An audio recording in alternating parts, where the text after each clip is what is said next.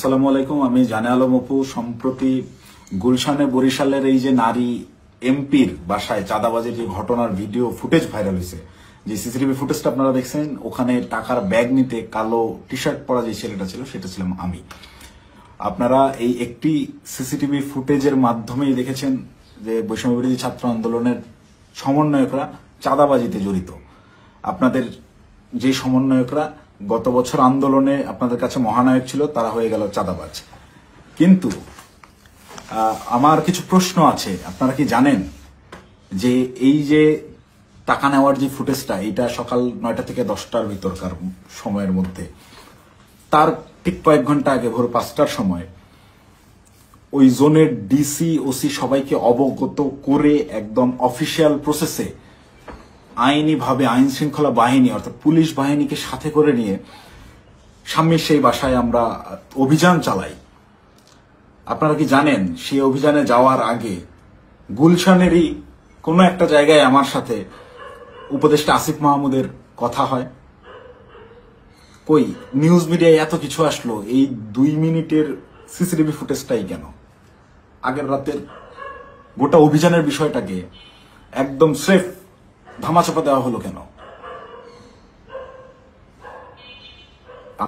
ভোরবেলার সেই পুলিশ সাথে করে নিয়ে যে অভিযান চালানো হয়, ভোর 5টা থেকে 6টা পর্যন্ত টানা 1 ঘন্টা শাম্মী আহমেদের বাসায় অভিযান চলে। আইন শৃঙ্খলা বাহিনী সহ গোটা বাসা তন্ন তন্ন করে খোঁজা হয়, কোথাও শাম্মীকে পাওয়া যায় না। কিন্তু বাসা অভিযান চলাকালীন সময়ে প্রত্যেকটা জায়গায় আমরা বুঝতে পারতেছিলাম এখানে শাম্মী ছিল। তার ব্যবহৃত জিনিসপত্র, বেডের পাশে তার ফোন, তার হেডফোন, তার জুতা, এভরিথিং, তার ভ্যানিটি ব্যাগ, সবকিছু একদম স্পষ্ট বোঝা যাচ্ছিল শাম্মী এই জায়গায় ছিল। সামহাও ইনফরমেশন লিক হয়ে গেছে, সে চলে গেছে। তো যেই 2.5 মিনিটের সিসিটিভি ফুটেজ ভাইরাল করে আমাদেরকে রাতারাতি হিরো থেকে একদম ভিলেন বানানো হলো, যারা এই কাজটা করলো তাদের কাছে আমার অনুরোধ থাকবে এবং চ্যালেঞ্জ করব আমি, যদি সৎ সাহস থাকে আগের রাতের সিসিটিভি ফুটেজটা আপনারা ফাঁস করেন, দেখি কে ফোন করছে, কার কলে, কিভাবে শাম্মীর বাসা থেকে বেরোইছে, এবং আইন শৃঙ্খলা বাহিনীর সাথে আমরা যে অভিযানে গেলাম সেখানে আমাদের ভিতর কি কি কথা হয়েছে। আমরা চাঁদাবাজ কিভাবে হলাম? চাঁদাবাজি তো করি নাই। আমাদেরকে পরের দিন সকালবেলা এটা যোগাযোগ রিয়াদের সাথে করছে, রিয়াদের সাথে যোগাযোগ করে রিয়াদকে ডেকে পাঠাইছে তারা। রিয়াদ আমাকে ফোন দেয়, ফোন দিয়ে ডেকে নেয় যে ভাই ওই বাসায় একটু আসতে হবে। তো সে আমাকে প্রাথমিকভাবে জানায় যে শাম্মী যায় নাই, এটা এখনো আমাদের কাছে তথ্য আছে, আমি বাসায় নজরদারি করতেছি, আপনি তাড়াতাড়ি আসেন। আমি ইমার্জেন্সি যাই।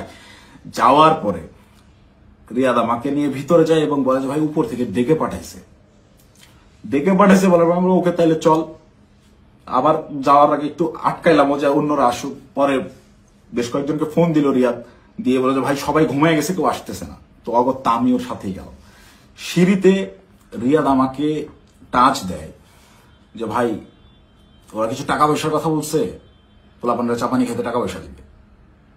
তা আমি স্বাভাবিকভাবেই মাইন্ডসেট করে নিছি, আমরা রাতে যে কজন আসছিল আর পুলিশ সহ সব মিলে সর্বোচ্চ 40 জন হবে। তো পুলিশদেরকে বাদ দিলে এটা 15-20 জন বা 30 জন সর্বোচ্চ। এই কতই বা দিবে, 50,000 1 লাখ টাকা হয়তো বা দিবে। এইটা একদম নর্মাল থট থেকে ভাবছি। এই ভেবেই আমি ওর সাথে ভিতরে যাই। ও আমাকে বলে দিছে যে আপনি আপনার, আমি বলছি যে আমি ভাই এগুলা আমার মন সাইদের, আমি কথাবার্তা বলতে পারি না। বলে আপনার কথা বলতে হবে না, আপনি রাতে খুব ভালো রোল প্লে করছেন, আপনারা ওরা ভয় পাবে। আপনি যেভাবে সব জায়গায় খোঁজাখুঁজি করছেন, চিল্লাচিল্লি করছেন, আপনারা ওরা ভয় পাবে। আপনার ফেসটা খালি দরকার, আপনি খালি আমার সাথে তাল মেলাবেন, বাকিটা আমি দেখবো। তো আমি যে গেছি তার সাথে, একটু আমার ভিতরেও ওই সময় হয়তো লোভ আসছে, আমি নিজেকে কন্ট্রোল করতে পারি নাই, বা ওই মুহূর্তে সঠিক ডিসিশনটা কি হবে আমি নিতে পারি নাই। খুব ইনস্ট্যান্ট, সিঁড়িতে উঠতেছি আর 2 ধাপ গেলেই আমি বাসার দরজায় চলে যাবো। এতটুকু সময় ভিতরে আমাকে সিদ্ধান্ত নিতে হয়েছে। তো এটা আমার ভুল সিদ্ধান্ত হয়তো বা ছিল। ভিতরে গেলাম, গিয়ে বসলাম। বসার পরেই ওই শাম্মীর হাজবেন্ড এসে 5 লাখ টাকার অফার করে যে আমি তোমাদেরকে 5 লাখ টাকা দিচ্ছি, তোমরা যারা ছিলে তোমরা চা পানি খায়ো, আমরা শান্তিপ্রিয় মানুষ, আমি সারা জীবন চাকরি করছি, কোনো রাজনীতি করি নাই, চাকরির রিটায়ারমেন্ট শেষে এখানে আছি, রেস্ট করতেছি, এই বয়সে এসে আমাদেরকে আর তোমরা হয়রানি করিও না, আমি কোনো রাজনীতির মধ্যে নাই, তো আমাদেরকে একটু শান্তিতে থাকতে দাও। এবং উনি আরো একটা প্রশ্ন করেন যে আমাদের তথ্য তোমাদেরকে কে দিছে, তোমরা কিভাবে জানলা যে আমরা এখানে আছি? এই 2টা বিষয় উনি জিজ্ঞেস করেন। একটা হচ্ছে অনুরোধ করেন ওনাদেরকে ডিস্টার্ব না করতে, আর একটা হচ্ছে ওনারা যে এই বাসায় আছেন, স্বামী যে এই বাসায় থাকেন বা ওনারা এই বাসায় আছেন, এই তথ্যটা কে দিছে? এই দুইটা ইসের বিনিময়ে সে 5 লাখ টাকা দিতে রাজি হয় এবং আনতে চলে যায় একরকম, যে তো আমি তোমাকে 5 লাখ টাকা দিচ্ছি, তোমরা এটা নিয়ে যাও। দেন রিয়াদ রেসপন্স যেটা করে, রিপ্লে করে, সেটা শুনে আমি রীতিমতো আকাশ থেকে পড়ছি। ও একরকম ঝাড়ি মেরেই বলে, আমি চ্যালেঞ্জ করতেছি, এই আমরা যতক্ষণ ছিলাম গোটা সময়ের ওই প্রায় আমরা 15 থেকে 20 মিনিট ছিলাম, গোটা টাইমের সিসিটিভি ফুটেজ তারা ফাঁস করুক। আমার এই ভিডিও যে সাংবাদিক ভাইরা দেখবেন, আপনারা ওই বিল্ডিং আবার যান, বিবিসির সাংবাদিকরা তো আগের বার বেশ কয়েকটা ফুটেজ বের করছেন সিঁড়ি দিয়ে ওঠা নামার। আপনারা কেন সাউন্ড দেন নাই আমি জানি না। আপনারা এইবার যদি যান, গোটা ফুটেজটা ফাঁস করেন, এটা আমার অনুরোধ থাকবে। তাহলে ভাই আমি একটু বাঁচি। আমাকে যেভাবে আপনার এই চাঁদাবাজ হিসেবে পরিচয় করাইলেন, ডেকে নিয়ে ভাই টাকার ব্যাগ হাতে ধরাই দিছে। চাঁদাবাজি করতে যাই নাই, জীবনে চাঁদাবাজির কোনো রেকর্ড নেই, খোঁজ নিয়ে দেখেন, গোয়েন্দা লাগান, এভরিথিং। 1 টাকার অবৈধ সম্পদ কোথাও অর্জন করছে কিনা চ্যালেঞ্জ করব, কেউ বের করতে পারবে না। এবং সর্বোচ্চ চেষ্টা করতেছে বর্তমান এই রাষ্ট্রযন্ত্র, সর্বোচ্চ চেষ্টা করতেছে আমাকে ভিলেন বানানোর। আমার বিরুদ্ধে কোনো এভিডেন্স পাচ্ছে না, এরকম কোনো কাজে আমি কখনোই ছিলাম না। আমাকে ডেকে নিয়ে জাস্ট ইউজ করা হয়েছে। যাই হোক, ওই প্রসঙ্গে আপাতত না যাই, ঘটনায় ফিরি।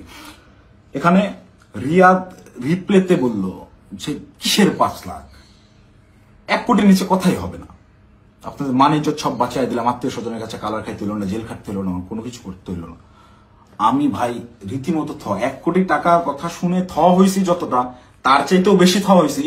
অকপটে বলতেছে যে আপনাদেরকে জেল খাটা লাগলো না, কিছু না, আত্মীয় স্বজনের কাছে মানহানি হলো না, মিডিয়া হইলো না, কোনো কিছু হইল না, এটার বিনিময়ে শুধু 5 লাখ। তখন একরকম মাথা ধরে উঠছে আমার, যে এইটা কি তাহলে প্ল্যান ছিল? আমি ওই তখন থেকেই রাতে বিভিন্ন ক্লু পাচ্ছিলাম যে স্বামী বাসায় ছিল। তখন আমার মাথায় খেলে যে এটা কি আসলে প্ল্যান ছিল? তাহলে কি প্ল্যান করে স্বামীকে এরা সেফ এক্সিট দিছে এবং সেফ এক্সিট দেওয়ার বিনিময়ে এখানে কোটি টাকা নিতে আসছে? মাথায় যখন আমি প্রশ্নটা ঘুরপাক খায়, আমি ওখান থেকে একটু উঠে চলে যাই যে আমি এইসব টাকা পয়সার ডিলিং আমি থাকবো না। তখন আবার আমার মাথায় এইটা খেলে যে আমি তো রিয়াদের সাথে আসছি, রিয়াদ আমার সহযোদ্ধা, সে আমার পূর্ব পরিচিত, তাকে এখানে একা রেখে আমি কিভাবে চলে যাই একটা আওয়ামী লীগের এমপির বাসায়? একে তো গুম করে দিতে পারে বা এর যে কোনো বিপদ হতে পারে। ওর সেফটির কথা চিন্তা করে ওকে আমি একা রেখে চলে গেলে ওর বিপদ হতে পারে, এই চিন্তা করে আমি আবার ব্যাক আসি না। যাই হয় হোক, আমাকে রিয়াদকে নিয়ে যেতে হবে, অ্যাটেনেও রিয়াদকে আমাকে তাড়াতাড়ি এখান থেকে বের করতে হবে। তো ওই ওদের কথা, ওরা বার্গেনিং চালাতেই আছে। ওটা 1 কোটি থেকে 50 লাখে নামে, 50 লাখের থেকে ওই 50-50 করবে, 25 এখন নেবে, 25 পরে বিভিন্ন রকম বার্গেনিং করতে থাকে। গোটা সিসিটিভি ফুটেজ দিলেই আপনারা দেখতে পাবেন। তো আমি যত ফাস্ট করা যায় এখান থেকে বেরোতে পারলে পারছি। তো আমি রিয়াদকে বারবার কানে কানে বলতেছি, তুই এরকম পাগলামি করিস না, তুই থাম। রিয়াদ আমাকে বারবারই বলে, আপনি চুপ থাকেন, দেখেন আমি কি করি, আপনি চুপ থাকেন, আমি দেখেন কি করি। তো আমি সাহস আর পাচ্ছিলাম না। উনি একটা সময় করলেন কি, পাশের রুমে গেলেন, পাশের রুমে গিয়ে কাউকে একটা ফোন দিলেন, সর্বোচ্চ 30 সেকেন্ড বা 1 মিনিট পরেই একটা লোক আসলেন, এসে বেল চাপলেন, দরজা খুলতেই বাইরে থেকে একটা টাকার ব্যাগ দিল, টাকার ব্যাগটা নিয়ে গেটটা লাগাই দিলেন। ওই টাকার ব্যাগটা সোজা এনে আমার পাশে উনি রাখলেন। আমার পাশে ছোট একটা টেবিল ছিল, রাখতেই এই পাশ থেকে রিয়াদ আমাকে বলতেছে, আপনার তো কাঁধে ব্যাগ আছেই, তাহলে ওটা ব্যাগে ভরে ফেলেন।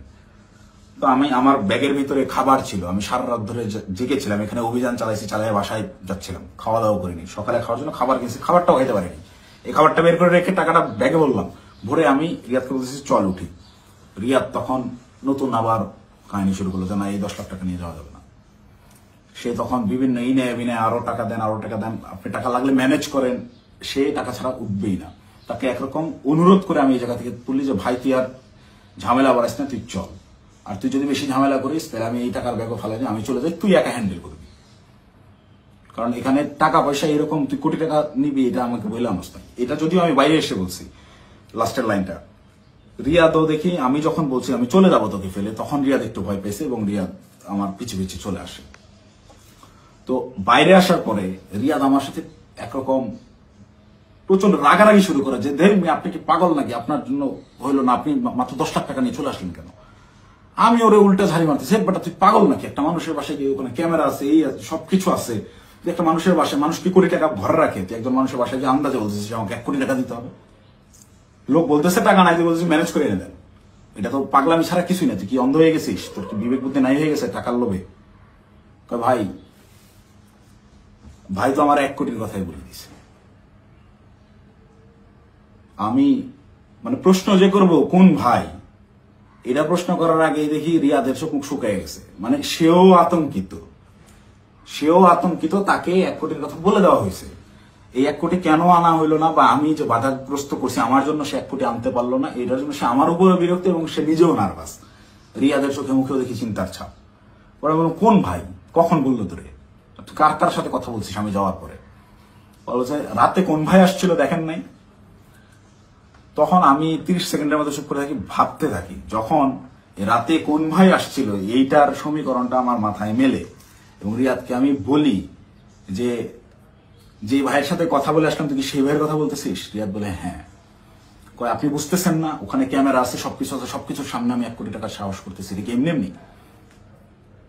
তখন আমার কাছে একটু এলেও বিশ্বাসযোগ্য মনে হচ্ছে যে না আসলে এইটুকু একটা ছেলে, ও 1 কোটি টাকা চেয়ে ফেলছে, ক্যামেরা আছে এটা জেনে শহর, ও জানে। কিন্তু এই বাসায় আমরা 3-4 ঘন্টা আগেও পুলিশ সহ অভিযান চালিয়ে গেছি, বাসার কোথায় কি আছে সব জানা।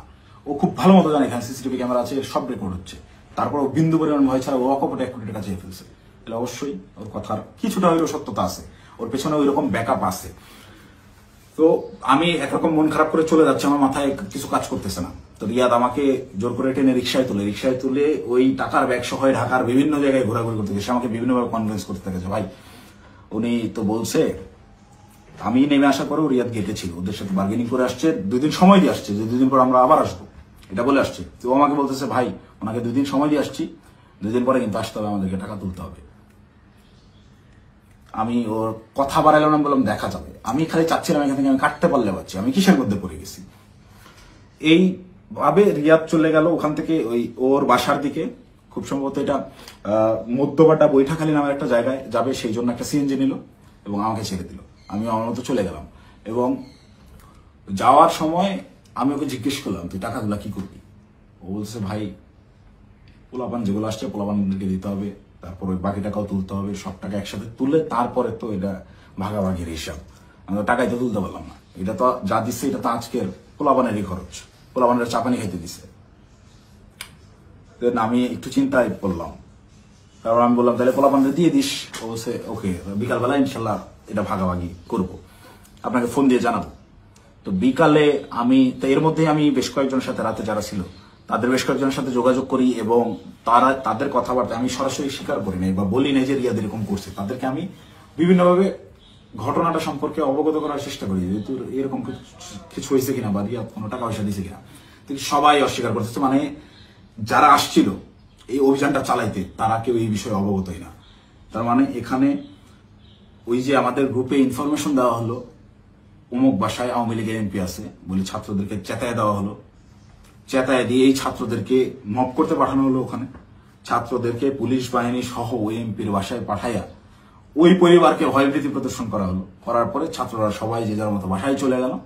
তারপরে চাঁদাবাজের দল চাঁদাবাজি করতে আসলো। ঘটনা এইটাই। এখান থেকে মাঝখান থেকে সাধারণ ছাত্ররা ব্যবহৃত হইল। এই ব্যবহারের তালিকায় সেদিন আমিও পড়ছি, আমিও ব্যবহৃত হয়েছি এবং বিভিন্ন সময় বিভিন্ন ঘটনায় এরা এইভাবে বিভিন্নভাবে ছাত্রদেরকে ব্যবহার করে এইসব করে। তারপর বিকালবেলা রিয়াদ আমাকে ফোন দেয়, ফোন দিয়ে ডাকে হচ্ছে রামপুরায়। তো এমনিতেই আমি হাতিরঝিলে যেতাম, তারপরের দিন আমাদের বেসরকারি বিশ্ববিদ্যালয়ের প্রোগ্রাম হাতিরঝিলে, সেই প্রোগ্রামের বাস্তবায়ন কমিটিতে ছিলাম, ভেন্যু পরিদর্শনের জন্য যাওয়ার কথা। এমনিতেই যেতাম, তো ওর কথা শুনে আমি একটু হাতিরঝিল থেকে আগায় গেলাম রামপুরার দিকে।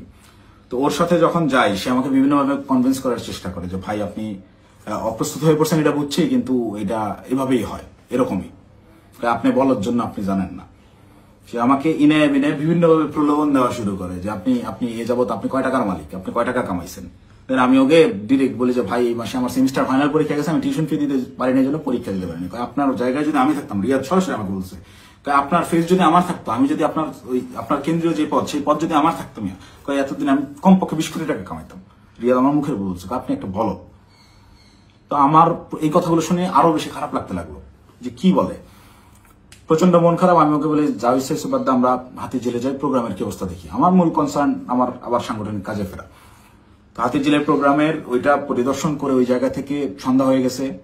রিয়াদ আমাকে কন্টিনিউয়াসলি পুশিং করে যাচ্ছে, সে আমাকে নিয়ে মহাখালী যায়। মহাখালী ওখানে ইয়ামাহার শোরুম থেকে সে আমাকে একটা বাইক কিনে দেয় এবং এটা সে প্রায় সময় এরকম হয়েছে যে রাত বেশি হয়ে গেছে, আমি বাসায় ফেরার জন্য সেফ কোনো কিছু যানবাহন পাচ্ছিলাম না। ম্যাক্সিমাম টাইম আমাকে ওই উবার ভাড়া করে যাইতে হইতো। আমি ওদের কাছ থেকে টাকা ধার নিতাম এবং প্রায়শই এটা বলতাম যে আমার একটা বাইক থাকলে খুব ভালো হতো। এইটাকে সে কাজে লাগে, আমাকে একটা বাইক কিনে দেয়, সে আমাকে সাথে করে নিয়ে গিয়ে এবং সে আমার পিছনে বাইকে চড়ে ঘুরে ঢাকা শহরের বিভিন্ন জায়গায়। এবং পরবর্তীতে পরের দিন অনুষ্ঠানটা শেষ হয় কোনো মতে, 18 তারিখের প্রোগ্রামটা শেষ হওয়ার পরে সে রাত্রেবেলা আমাকে ফোন দেয় যে ভাই 2 দিন তো হয়ে গেল, আমাদেরকে ওই বাকি 40 লাখ টাকা আনতে যাইতে হবে, এটা তো 1 কোটি নেওয়া যেত, আপনি খালি পাকনামি করে 50 লাখ নামা দেন। তখন তো আমি অস্বীকার করি, না ভাই আমি এইসব কাজে আর যাবো না। দেন আমাকে ডিরেক্ট ব্ল্যাকমেল, আপনি ওই টাকা দিয়ে বাইক কিনছেন, আপনার ফুটেজ আছে তো, আপনি বাইক কিনছেন, শোরুমে ডকুমেন্টস আছে, আপনি তো এটার পার্ট, আপনি যে টাকা ভোগ করছেন আপনাকে তো যাইতেই হবে।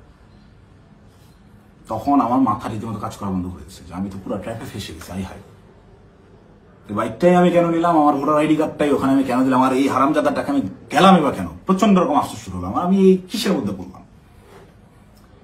এরকম ভাবতে হবে। সারা রাত আমার ঘুম হয় নাই। আমার ফেসবুকে গেলে এখনো ওই দিন আমার দেওয়া যে স্ট্যাটাসটা, আমি প্রচন্ড মেন্টাল ট্রমায় আছি। তার আগের রাত সারা রাত ধরে গত বছর জুলাইয়ের সেই আন্দোলনের স্মৃতিগুলা, এই আমার ভাইদের রক্তাক্ত সেই দেহগুলা, এই গুলি চালানোর দৃশ্যগুলো সবকিছু আমার চোখের সামনে ভাসতে থাকে। আমার ভাই সারা রাত ঘুম হয় নাই যে কি করলাম, কি হচ্ছে, কি এটা কি। মানে আমি পরের দিন সকালে এটা পোস্টও করছি যে আমি প্রচন্ড মেন্টাল ট্রমায় আছি, জুলাইয়ের ওই স্মৃতিগুলো আমার মাথা থেকে যাচ্ছে না, আমার চোখের সামনে ভাসতেছে, আমি ঘুমাইতে পারতেছি না, নিজেকে অসহায় লাগতেছে, এই ধরনের একটা পোস্ট করছিলাম। এবং এটা তখন আমার বাস্তব ফিলিংস ছিল।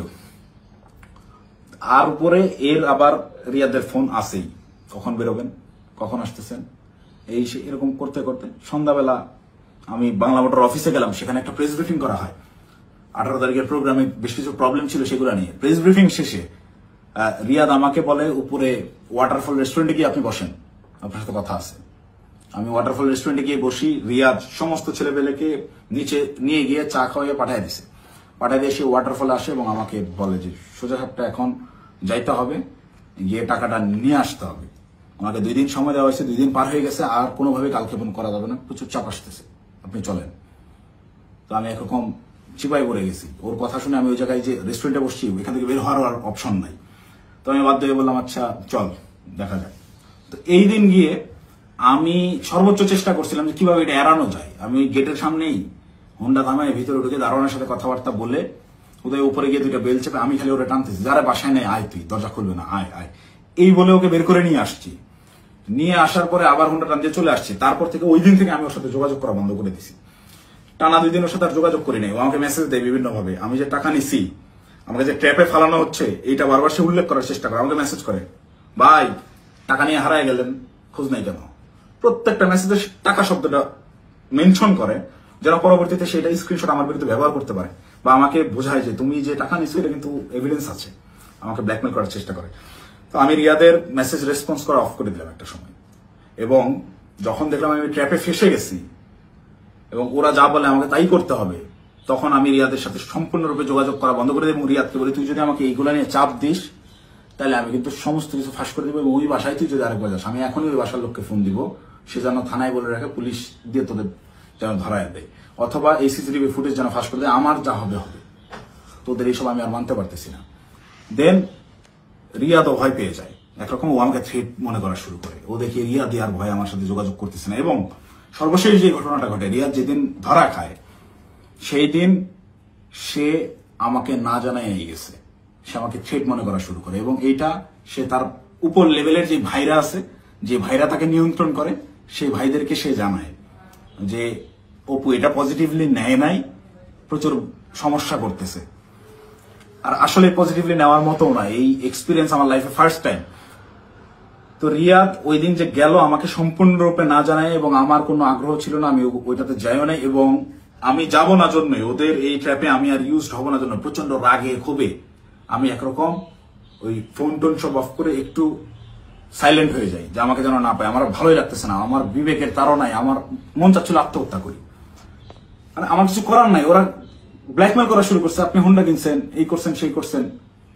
রিয়াদ যেদিন অ্যারেস্ট হয়েছে, অ্যারেস্ট হয়ে প্রথমে থানায় গিয়ে প্রথম স্টেটমেন্টই এটা দিছে যে এই জায়গায় চাঁদাবাজি জানে আলম অপু করছে, টাকা জানে আলম অপু নিছে, সেই টাকা দিয়ে সে বাইক কিনছে। মানে এইটা পূর্ব থেকেই ওকে শেখানো স্টেটমেন্ট। টাকা নিলে 10 লাখ, থানায় গিয়ে সাংবাদিকদের সামনে বলতেছে যে এরা 5 লাখ টাকা দিচ্ছে, 5 লাখ টাকায় জানে আলম অপু নিছে, নিয়ে 3 লাখ টাকা দিয়ে বাইক কিনছে, বাকি টাকা ওর ওয়াইফের চিকিৎসায় খরচ করছে। মুখস্থ বয়ান বলে দিবি, তুই কি জানোস আমার ওয়াইফ অসুস্থ কিনা? আন্দাজে একটা কথা যে বলে দিল। আমার ওয়াইফের গত 6 মাসে ওইরকম মেজর কোনো অসুস্থতা আসে নাই যে যার জন্য মেডিকেলে টাকা দিতে হবে। যাই হোক, রিয়াদ অ্যারেস্ট হয়ে থানায় গিয়ে যখন প্রথম স্টেটমেন্টটাই আমার বিরুদ্ধে দিল, এবং ওই জিনিসগুলো যখন আমি দেখলাম যে আমার সিসিটিভি ফুটেজ ভাইরাল করা হয়েছে, এবং রিয়াদ রিমান্ডে তো গেল পরে, আমি রিমান্ডে যাওয়ার পরে স্টেটমেন্ট দিলেও আমি বলতে পারতাম যে সে নির্যাতনের ঠেলায় হয়তোবা নিজে বাঁচার জন্য দোষ আমার উপর পার করেছে, তা না, সে অ্যারেস্ট হয়ে থানায় গিয়ে প্রথম স্টেটমেন্টই দিচ্ছে আমার বিরুদ্ধে যে এইগুলো সব জানালো মুখ করছে। এটা তার শেখানো বলে ছিল, তার উদ্দেশ্য ছিল আমাকে কর দেওয়া। এবং এখন পর্যন্ত রিয়াদের বিষয়টাকে ইচ্ছাকৃতভাবে মিডিয়া ট্রায়ালে রাখা হয়েছে, যতক্ষণ পর্যন্ত আমাকে না ধরতে পারবে, এই সমস্ত দোষ আমার উপরে না চাপাইতে পারবে, ততক্ষণ পর্যন্ত এরা থামাবে না। এরা আমি বাইরে থাকার থ্রেড মনে করতেছে, আমি আসতেছি, যে কোনো সময় আমি অ্যারেস্ট হয়ে যেতে পারি, আমাকে ওই হাসিনার মতো গুম করা হবে। হাসিনা যেভাবে নিয়ে আয়না ঘরে রাখতো মানুষজনকে, কেউ জানতো না, বলতো সে নিজে একা একা হারায় গেছে। আমাকে বলতো যে সে চাঁদাবাজি করছে, করে এখন গা ঢাকা দিচ্ছে, কোথায় না কোথায় গিয়ে আছে। তো আমি জানি না আমার আসলে কি অপেক্ষা করতেছে, তবে আমি মহান আল্লাহ তাআলার কাছে শুকরিয়া জ্ঞাপন করতেছি। হয়তোবা জীবনে কোনো একটা ভালো কাজ করছিলাম, যার বিনিময়ে আল্লাহ তাআলা আমাকে ওই দিন ওই জায়গাটায় নেওয়া থেকে বিরত রাখছিলেন। আল্লাহ তাআলা হয়তোবা চান নাই যে আমি ওই পরিমাণ বেইজ্জতি হই, যার কারণে আমাকে নেয় নাই। আমি শুকরিয়া আদায় করি মহান আল্লাহ তাআলার কাছে, আমি চিরকৃতজ্ঞ। যাই হোক, এখন আমি যে কোনো সময় আমাকে আপনারা জেলখানায় দেখতে পারেন, আমার লাশ আপনারা নদীতে ভাসতে দেখতে পারেন, অথবা হঠাৎ করে একদিন টেলিভিশন খুলে দেখবেন যে আমি ওই বসে আছি, আমার সামনে প্রচুর টাকা পয়সা, মদ, তারপর হচ্ছে অস্ত্র শস্ত্র দিয়ে আমাকে দেখানো হচ্ছে আমি ঢাকা শহরের সবচেয়ে বড় মাফিয়া ছিলাম, গ্যাংস্টার ছিলাম, আমাকে অ্যারেস্ট করা হয়েছে। এরকম যে কোনো নাটকই সাজানো হইতেই পারে। তো এই নাটকগুলো যদি সাজানো হতে পারে, বা আমাকে এভাবে ফাঁসানো হতে পারে, আমাকে দিয়ে এই কথাগুলো বলানো হতে পারে, তার আগেই সঠিক সত্যটা জাতির উদ্দেশ্যে, জাতিরকে জানানোর জন্য আমার এই ভিডিওটা বানানো। যে সকল ছেলেপেলেরা ওই হলে থাকতে পারতো না ছাত্রলীগের যন্ত্রণায়, বাইরে বাসা ভাড়া নিয়ে থাকবে, বাসা ভাড়ার টাকা থাকতো না, বিভিন্ন রাজনৈতিক নেতাদের কাছ থেকে টাকা ধার নিয়ে থাকতে হইতো, ডোনেশনে যাদের ম্যাচ ভাড়া চলছে, তারা এখন ডুপ্লেক্স বাড়িতে থাকে, নিজস্ব গাড়িতে চলাফেরা করে। এটা গোটা জাতি জানে। আমি আসলে এমনিতেই তো আমাকে যথেষ্ট পরিমাণ ট্র্যাপে ফেলানোর চেষ্টা করতেছে। তো আমার মনে হয় যে এই বিষয়গুলো ক্লিয়ার না করে গেলে আমাকে দিয়ে ওরা যে কোনো স্টেটমেন্ট দেওয়া হতো। একটা ছোট্ট ক্লু দিই, রিয়াদের সাথে অ্যারেস্ট হওয়া যে চারটা ছেলে, এই চারটা ছেলে এই ঘটনার কোনো কিছুই জানে না। এই চারটা ছেলেকে রিয়াদ একইভাবে আমাকে যেরকম বলছে ওই সাময়িকা পাওয়া গেছে, আপনি আসেন, এই বলে নিয়ে যে ব্যবহার করছে, ওই আমাকে খালি বলছে যে আপনি রাতে অনেক ভালো ভূমিকা রাখছেন, আপনার ফেসটাই আনাফ, আপনারা দেখলেই ভয় পাবে ওরা। ঠিক তেমনই ভাবে এই কয়েকটা ছেলে পেলে নিয়ে গেছে যে তোদের কিছু করতে হবে না, তোরা খালি চুপচাপ দাঁড়ায় থাকবি, যা করার আমি করবো। এইরকম কোন একটা প্রলোভন দিয়ে এই ছেলেগুলোকে নিয়ে গিয়ে ফাঁসাইছে। ফাঁসানোর পরে এরা রিমান্ডে গেল।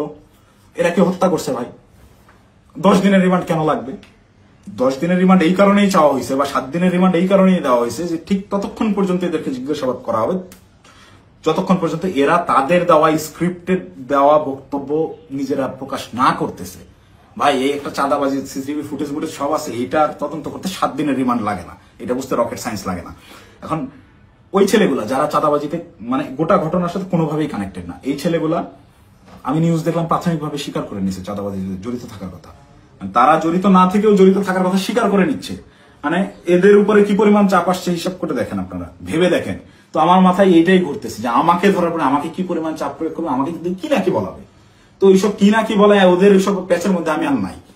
আমি সত্যটা বলে গেলাম। এখন যদি আমাকে গুম করে, আমাকে খুন করে, যাই করুক, আমি ভিডিওতে যা বলে গেলাম এটা শতভাগ সত্য। আমি দায়িত্ব নিয়ে বলতেছি। আমি আপনারা অনেকেই আমার পরিচিত মানুষজনদের ভিতরে অনেকেই ভিডিওটা দেখবেন যারা আমার সহযোদ্ধা, যারা আমার সাথে এতদিন চলাফেরা করছেন এবং যারা আমার সম্পর্কে জানেন, যারা আমার শুভাকাঙ্ক্ষী, তারা অবশ্যই এই কথাগুলো বিশ্বাস করবেন। তারা জানেন আমি ওই রকম দুর্নীতির সাথে যুক্ত হতেই পারি না, এবং আমাকে তারাও ইউজ করে সুবিধা করতে পারে নাই জন্যই আমাকে আটকে দেওয়ার এত চেষ্টা। তো আমি যদি গুম হয়ে যাই, খুন হয়ে যাই, নিখোঁজ হয়ে যাই, যাই হোক, আমাকে যাই করুক, আপনারা দয়া করে এই সত্যটা জেনে রাখবেন, এইটাই প্রচার করবেন। অপু চাঁদাবাজ ছিল না, এবং জুলাইকে বিক্রি করে চাঁদাবাজি যারা করতেছে, যারা ধনী হয়েছে, ফকির পোলারা কোটিপতি হয়েছে, তাদের বিরুদ্ধে আওয়াজ তুলতে গিয়ে অপু নিজেই চাঁদাবাজ হয়ে গেছে, ষড়যন্ত্রের শিকার হয়ে। ভাই, আমি যদি চাঁদাবাজি করতাম, ভাই এই 1 মাস আগে আমার ইউনিভার্সিটিতে আমার সেমিস্টার ফাইনাল পরীক্ষা গেল, মাত্র 60 থেকে 70,000 টাকার মতো আমার ডিউ ছিল। এই 60-70,000 টাকা আমি দিতে পারিনি, এই জন্য পরীক্ষা দিতে পারিনি। আমি এনসিপির পদযাত্রায় গেলাম, 5 তারিখে পদযাত্রা আমার জেলায় ছিল, আমি 4 তারিখে গেছি। আত্মীয় স্বজন, বাসার ফ্যামিলি মেম্বার সবাই জানে যে আমি আমার জেলায় সমাবেশ, এই কারণে আমি পরীক্ষা দিচ্ছি না। আসলে আমি টাকার অভাবে পরীক্ষা দিইনি। আপনার ইউনিভার্সিটিতে খোঁজ নিয়ে দেখেন, আমার পোর্টালে গিয়ে দেখেন আমার ডিউ কত টাকা। আমি রেজিস্ট্রার স্যারকে মেইল করছিলাম যে স্যার আমাকে পরীক্ষা দেওয়ার পারমিশন দেওয়া যায় কিনা। তারা আমাকে পরীক্ষা দেওয়ার পারমিশন দেয় নাই ডিউ রেখে। আমি এনসিপির সমাবেশে যাই 4 তারিখ, আমার বউয়ের কাছ থেকে 4,000 টাকা ধার নিয়ে যাই, এবং ওই টাকা শেষ হওয়ার পরে আরেক ফ্রেন্ডের কাছ থেকে 2,000 টাকা ধার আনি। এভাবে ধার দেনা করে চলা লোক আমি। আমি যদি চাঁদাবাজি করতাম, ওদের মতো কোটি কোটি টাকার মালিকই হইতাম, ওদের সাথে লিয়াজো করে এইসব করতাম, আমাকে এত কষ্টের দিন যাপন করতে হইতো না। তো আমাকে চাঁদাবাজের যে নাটক করে আমাকে চাঁদাবাজ বানায় ভিলেন বানানো হইলো, আপনার এদের জন্যই, এদের সাথে থেকে জুলাই এইরকম সংগ্রাম করছি, মানে আমার মাথায় খেলে না। আমি জুলাইতে, আপনারা যারা আমাকে আগে থেকে চেনেন তারা দেখছেন কিভাবে আমি একদম মুমূর্ষু অবস্থায় হাসপাতালে 13 দিন 14 দিন পড়েছিলাম। 30% 40% রিকভার করছি। অর্ধেক অসুস্থ অবস্থায় হাসপাতালের বেড থেকে চিকিৎসাধীন অবস্থায় আমি উঠে গিয়ে আবার আন্দোলনে যোগ দিয়েছি। আমার মন মানতেছিল না, আমার বিবেক কোনোভাবেই থামতেছিল না, আমার মস্তিষ্ক ওই মাঠেই পড়েছিল না, আমার ভাইদেরকে হত্যা করতেছে, এটা আমি মানতে পারবো না। তো একইভাবে এই চাঁদাবাজের ঘটনায় যেভাবে আমি ফেসে গেলাম, আমার মাথায় এইটাই ঘুরছে, না এটাতে আর সায় দেওয়া যায় না, এটা আমি সায় দিতে পারবো না। সেদিন থেকেই আমি বিরূপ আচরণ শুরু করি। এই সব চিন্তা ভাবনা আমার মাথায় ঘুরতে থাকে। আমি ওই জুলাই যে সংগ্রাম আপনাদের জন্য করছিলাম, সেই সংগ্রাম সবসময় জারি রাখবো। আমি কখনো চাঁদাবাজি করি নাই ভাই, ওইটা আমার রক্তে নাই। আমার মায়ের ফোন গত 8 দিন ধরে আমি ধরার সাহস করি না। আমার মামাকে কন্টিনিউয়াসলি ফোন দিয়ে যাচ্ছে। আমার আম্মা আমাকে ওই শিক্ষা দেয় না, আমার বাবা আমাকে ওই শিক্ষা দেয় না। আমি মার ফোন ধরে যে হ্যালো বলবো, এই হ্যালো বলার সাহস আমি করতে পারিনি এখন পর্যন্ত। আম্মুকে আমি হ্যালো বলার পরে উত্তরটা কি দিব? আমাকে আপনারা চাঁদাবাজ বানায় দিলেন ভাই। আমার মাথায় গেল। আমার ওয়াইফ আমাকে ফোন দিয়ে বলতেছে যে আমার হাজবেন্ড চাঁদাবাজি করে, এটা আমাকে দেখতে হলো। এটা দেখার আমি আত্মহত্যা কেন করলাম না, আমার মৃত্যু কেন হলো না? তুমি দয়া করে এই মুখটা তোমার আমাকে আর দেখাইবা। আমি আমার ওয়াইফের ফোন এখন পর্যন্ত আর ধরার সাহস করি না, ওই যে ফোনটা কাটছি। মানে আমার জীবনটাকে এইভাবে কি, যেই লোকজন আমাকে নিয়ে গর্ব করতো, আমার যেসব আত্মীয় স্বজন ভাই ব্রাদার যারাই ছিল, যারা গর্ব করতো আমাকে দিয়ে, তারা দেখে আমাকে নিয়ে উল্টাপাল্টা লিখতেছে ফেসবুকে। যে সকল লোকজন বিভিন্ন রকম কাগজপত্র, অমুকের মামা, তমুকের খালা, অমুকের বউ, এরে ট্রান্সফার, ওরে প্রমোশন, আমার বাসায় বা কমপক্ষে 100 জন বিসিএস ক্যাডারের সিভি বইরা আছে, যারা আমার পিছে পিছে ঘুরছে, এই কাজ করে দেবো, ওই কাজ করে দেবো, এইসব লোকজন কোটি কোটি টাকার অফার, এগুলো কাজ আমি করি নাই জীবনে, করে সচিবালয় গিয়ে তদবির করি নাই। এদের কোনো প্রবলেম না। আমার এগুলো আমি বলে রেখে যান, দেখা যাবে হোয়াটসঅ্যাপে মেসেজ, ভাই দেখতেছি, পরের দিন থেকে আমি ইগনোর করি রীতিমতো। আমাকে কোনো প্রলোভনে এরা কেউই ফেলতে পারেনি। কিন্তু আপনাকে ভাষা, মানে চাঁদাবাজ আপনাকে বানাবে কেন? চাঁদাবাজ বানাবে কেন? এই যে আমাকে ঘটনাটাই সিস্টেমেটিক্যালি রিয়াদ আমাকে ইনভলভ করে ফেললো। রিয়াদ তো আর জানতো না যে আমি এইভাবে রিয়াক্ট করে ফেলবো। রিয়াদ এটা কন্টিনিউয়াসলি করে। রিয়াদের বিরুদ্ধে প্রচুর অভিযোগ। ওর পেছনে শুধু ওর ওই মাঝরাতের ওই ভাই না, আরো অনেক ভাই জড়িত। ওকে অনেক ভাই শেল্টার দেয়। সেসব ভাইদের সাথে রিয়াদের কত ঘনিষ্ঠ সম্পর্ক, তার ছবি আপনারা দেখছেন। একটা কোলে নিয়ে ছবি তুলে, একটা ঘাড়ে নিয়ে ছবি তুলে। এটা এমনি এমনি না। আমি একজনকে চিনি না, তাকে আমি ঘাড়ে হাত দিয়ে ছবি তুলবো না, নর্মালি পাশে দাঁড়ায় ছবি তুলবো। হ্যাঁ, ব্যাপার আছে অনেক। ছবি তোলার ধরন, কথাবার্তার ধরন, আই কন্ট্যাক্ট, ওইগুলো থেকে বোঝা যায় কার সাথে কিরকম সম্পর্ক। ফাইনালি এই যে আটকের যে নাটকটা, ভাই দেশে কত কি হয়ে যাচ্ছে। এই সামান্য 10 লাখ টাকার জন্য এত বড় নাটক, এই 4 দিন 5 দিন ধরে মিডিয়ায় এই আর এই, এটা এমনি এমনি না ভাই। এখানে পেছনে রাঘব বোয়ালদেরকে ঢাকার জন্য এই চুনোপুটিদেরকে বলির পাঠা বানানো হয়েছে। এদেরকে আমি হলপ করে বলতে পারি, আমি যতদিন অ্যারেস্ট না হচ্ছি, এই ঘটনায় আমার উপর দোষ চাপানো না হবে, ততক্ষণ পর্যন্ত মিডিয়ার ট্রায়াল থামবে না। যদি আমি এই ভিডিওটা না দিতাম, আমাকে ধরে নিয়ে ভিলেন হিসাবে বানাই দিয়ে গোটা ঘটনা ধামাচাপা দিয়ে দিত। বাট সামহাউ আল্লাহ চাইছেন আমি ওই দিন ওখানে যাই নাই, এবং আমি না যাওয়ার কারণটা ওই সত্যটা জেনে যাওয়া। আমি যখন এই সত্যটা জানছি, তখন থেকেই আমার বিবেকের তাড়নায় আমি একরকম আমার মাথা পাগল হয়ে গেছিল। একবার আমার আত্মহত্যার সিদ্ধান্ত নিচ্ছিলাম, একবার কি করবো ভেবে পাচ্ছিলাম যে আমি কোথায় এসে পড়লাম। এরা আমাদেরকে দিয়ে, এরা আমাদের ছাত্রদেরকে ইউজ করে এইভাবে মব ক্রিয়েট করে চাঁদাবাজি করতেছে। আরে ভাই, এই ছাত্রদের রক্তের উপরে যারা এরা উপদেষ্টা হয়েছে, মানে নর্মাল থিঙ্কিং করেন। আপনি যখন এটা ভাববেন, আপনি ওই দিনগুলো যখন স্মরণ করবেন, আপনার চোখের সামনে একজন গুলি খেয়েছে, রাস্তায় রক্ত পড়ে আছে, রক্তটা আপনার চোখের সামনে ভাসতেছে।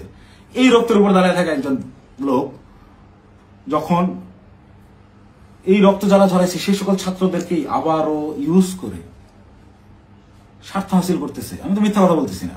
খোঁজ করেন, চোখের সামনে দেখতে পাচ্ছেন কারা কারা ধনী হয়ে গেছে, কিভাবে রাতারাতি ফকির নির্মূলা কোটিপতি হয়েছে। এটা ওপেন সিক্রেট। এবং এদের এইসব টাকা পয়সা আসছে থেকে এইভাবেই